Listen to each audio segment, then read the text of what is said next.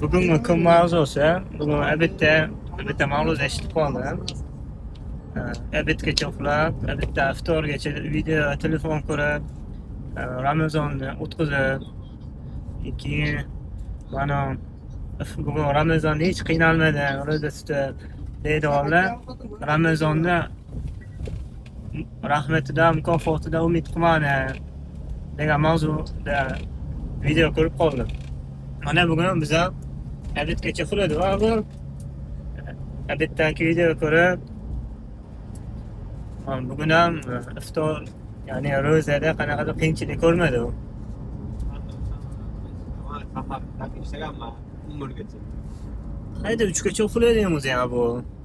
Umrgacha ishladim. 3gacha uxlab, peshinda ham 3 dan o'qiding. Abedgacha uxladimdan keyin peshindan keyin video ko'rib yotdim. Shu ma'ruzani ko'rib qoldim. Keyin mayli haqiqatdan dedimda, na YouTube'da Qur'onni qo'yib yotdim, uxlab qolman. Bu da abedgacha uxlading nomi. Abeddan yana uxlading sen. Shuni aytdimanda. Keyin 4:30da uxlab qolib, 4:30da turibman, iftorlik bor edi, esdan chiqib, to'g'rat qilib, asr o'qib, kiyinib yana tushib ketdi. Endi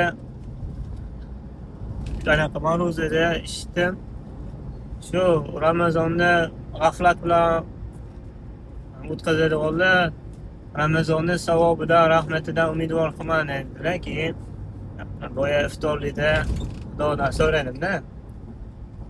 Endi bugun Ramazon 4-kuni bo'lsa, 3-4 kundan beri saharlikdan iftorlikgacha rosa qiyin ishladim.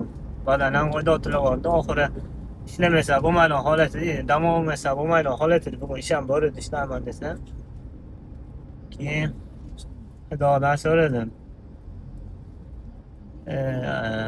Bugun qanaqadir ro'za tutdim, lekin qiyinchiligini bilmadim, lekin mana mukammal tarzda ro'za tutganlar qatoridan, savobidan, rahmatidan, barakatidan nasib et deb so'radim.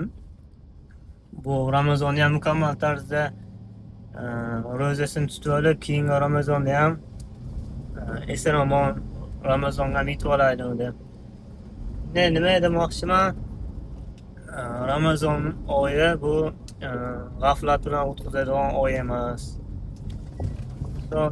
Kimki faqat ro'zani uxlab, dam olib, videoda ko'rib o'tkazsa, Alloh nazarida u faqat och qolgan holatda bo'lar ekan.